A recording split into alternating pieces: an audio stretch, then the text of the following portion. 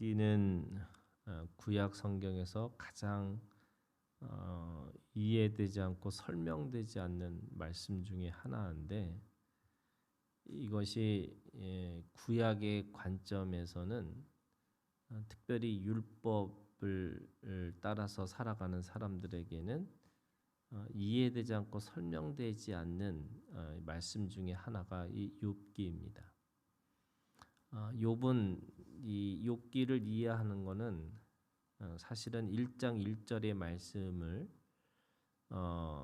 뛰어넘지 않으면 이 고난이, 이제 이 고난이라는 건 뭐냐면, 지금 6절부터 12절까지 사탄과 하나님의 대화 속에서 이 사탄이 하나님 앞에 이 까닭 없이 이유 없이 하나님을 사랑할 수 있겠습니까? 라고 하는, 그래서 하나님이 그에게 다 네 손에 맡기고 다만 그의 몸에는 네 손을 대지 말지니라 라고 하는, 사람은 이해할 수 없는 하나님과 사탄의 서로 암묵적인 서로의 합의를 한 것에 대해서 이해할 수 없고 설명되지 않는 그런 문제라고 이야기할 수 있습니다. 욥기 1장 1절은 우수 땅의 욥이라 불리는 사람이 있었는데, 그 사람은 온전하고 정직하며 하나님을 경외하며 악에서 떠난 자, 이 네 가지의 특성을 가지고 있었습니다. 그러니까 온전하다, 정직하다, 하나님을 경외하다, 그래서 악에서 떠난 자, 이렇게 얘기하고 있는 거죠. 그래서 욥기 1장 1절은 욥이 어떤 것으로도 그 욥이 가지고 있는 고난을 이해할 수 없다라고 얘기하는 거예요. 설명할 수 없다고. 왜냐하면 욥은 죄를 범할 만한 아무런 근거를 가지고 있지 않았다, 이렇게 얘기하고 있는 거예요. 그래서 온전하고 정직하고 하나님을 경외하고 악에서 떠난 자. 그런데 이 온전과 정직과 경외와 악에서 떠난 것은 어디에서 기반을 하냐면, 5절의 맨 끝에 뭐라고 그러냐면 욥의 행위가 항상 이러하였더라, 이렇게 얘기합니다. 욥의 행위라고 하는 것이 하나님 앞에 온전과 정직과 경외와 악에서 떠난 그런 삶으로 살아가는 그 행위를 이야기하고 있는 거죠. 4절부터 5절까지 그 4절에 있는 말씀에 보면 그 아들들이 즐기고 있는 거예요. 생일을 맞이해서 잔치를 베풀었습니다. 그런데 그 5절에 보니까 그 잔치가 끝나고 나니까 그들이 뭘 하고 있냐면 제사를 지내고 있어요. 번제를 드리고 있습니다. 근데 그 번제를 드린 이유가 뭐냐면, 혹시 내 아들들이 죄를 범하여 마음으로 하나님을 욕되게 하였을까 함이라, 이렇게 얘기하는 거죠. 그러니까 이게 부지 중에 짓는 죄, 마음속으로 짓는 죄, 여기까지 욥은 번제, 이 제사를 드리면서 하나님 앞에 온전과 정직과 경외와 악에서 떠난 삶을 살아갔다, 이렇게 얘기하고 있는 거죠. 그 정도로 사람이 가장 기쁘고 즐거울 때 교만할 수 있었음에도 불구하고 그 안에서도 욥은 이 행위를 하나님 앞에서 그 정직과 온전과 경외함과 악에서 떠난 것을 지키고 있었다, 이렇게 얘기하고 있습니다. 그랬더니 6절부터 12절까지 하나님과 이 사탄의 서로 간의 합의를 하고 있는 거죠. 까닭 없이 이유 없이 그 욥이 하나님 앞에 경외할 수 있습니까? 어떻게 하나님 앞에 온전과 정직과 경외와 악에서 떠난 삶으로 살 수 있습니까? 만약에 하나님이 그의 모든 것들을 다 뺏어가면 그도 하나님을 욕할 수밖에 없습니다. 이렇게 얘기하고 있는 거죠. 그러면 이 말씀을 생각해 보면 이게 사실은 이 율법을 가지고 있는 사람들에게 율법이라는 게 613가지 또는 그거를 펼치고 나면 삶의 하나하나의 모든 문제까지, 그러니까 613가지지만 그것이 6100가지가 될 수도 있고 또 뭐 6만 100,000가지가 될 수도 있는 그 하나하나까지도 그 행위를 따라서 지켜내면 반드시 그 인생은 하나님께서 지키시고 보호하실 거라고 생각을 했던 것이 바로 그 당시에 사람들이 가지고 있는 율법의 생각이었습니다.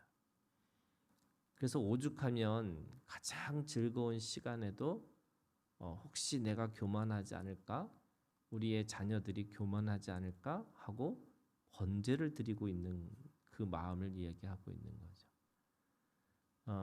이 욥은 마지막에 가서는 우리가 이 말씀 전체를 다 보지는 않을 거지만 마지막에 가면 예수를 경험합니다. 근데 그 예수라는 게 어떤 거냐면 우리의 삶이라는 게 율법에서 시작해서 율법으로 끝낼 수 있는 게 아니라는 거예요.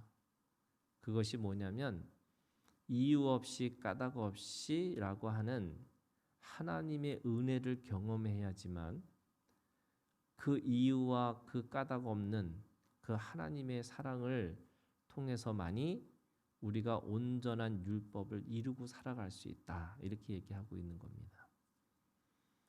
모세가 율법을 받았어요. 그런데 모세가 받기 전에 아브라함의 은혜가 있습니다. 그리고 모세의 율법으로 끝나는 게 아니라 다윗의 은혜가 있었어요.